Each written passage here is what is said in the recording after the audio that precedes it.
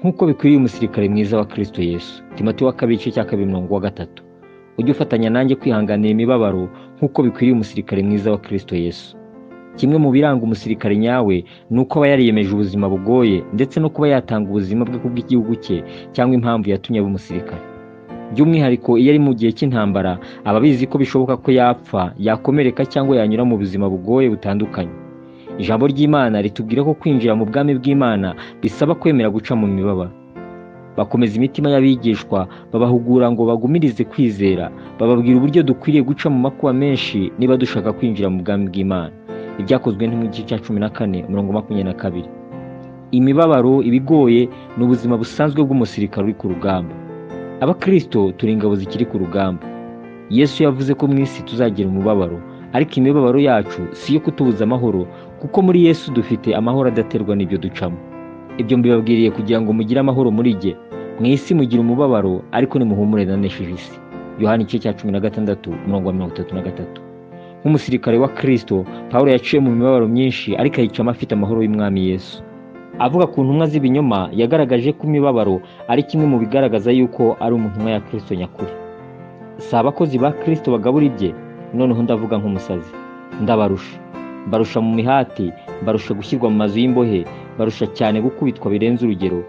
Kenshi nari mu kaga k'urupfu, ibihe bitanu abayuda bankubise inkoni 39, ibihe bitatu nakubiswe inga, igihe kimwe natewe amabuye, ibihe bitatu inkuge zaramenetse, naraye imuhengeri nirirwamo, nari mu ngendo kenshi, mu kaga gatewe n'inzuzi, mu kaga gatewe n'abambuzi, mu kaga gatewe na bene wacu, mu kaga gatewe n'abapagani, mu kaga ko mu midugudu, mu kaga ko mu butayu, mu kaga ko mu nyanja, mu kaga ko muri bene data b'ibinyoma, mu miruho n'imihati.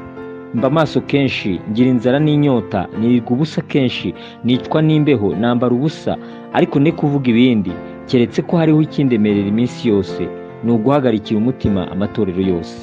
Abakorinto ba kabiri igice cya 11:23-28.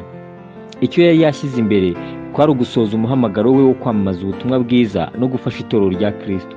Ntiyivovotaga ngo yibaze impamvu Imana imuhoza mu mibabaro, ahubwo yashimaga Yesu icyizere yamugiriye amugabira umurimo we. Ari gusoza urugendo rwe, ahamagarira Timoteyo kugera ikirenge mu cye, yihanganira imibabaro nk'uko bikwiriye umusirikare mwiza wa Kristo. Umurimo Yesu yaduhaye ni umurimo w'urugamba. Ni umurimo usaba kwihanganira imibabaro nk'umusirikare mwiza.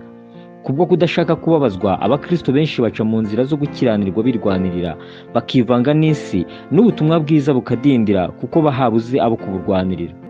Umwami wacu Yesu yaciye mu mibabaro myinshi, apfa amanitswe ku musaraba ngo aturonkere agakiza. Intumwa n'abigishwa be nabo baratotejwe, abandi baricwa, ariko ibyo byatumye ubutumwa bwiza butugeraho. Ikidukwiriye natwe ni uko tunyura mu nzira baciyemo, tukemera kurenganywa no kwihanganira imibabaro tunyuramo nk'uko Imana ibishaka, kugira ngo dukore umurimo Umwami Yesu adushakaho, dusingire ubugingo buhoraho.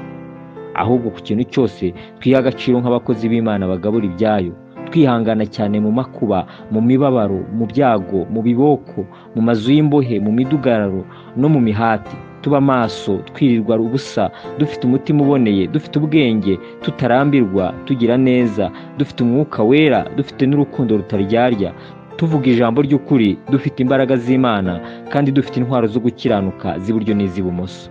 Abakorinto ba kabiri igice cya 6:4-7. Dusenge. Mwami Yesu, ushoboza kugira amahoro yawe no kwihanganira imibabaro nk'uko bikwiriye umusirikare wawe mwiza, mu izina ryawe Yesu. Amen.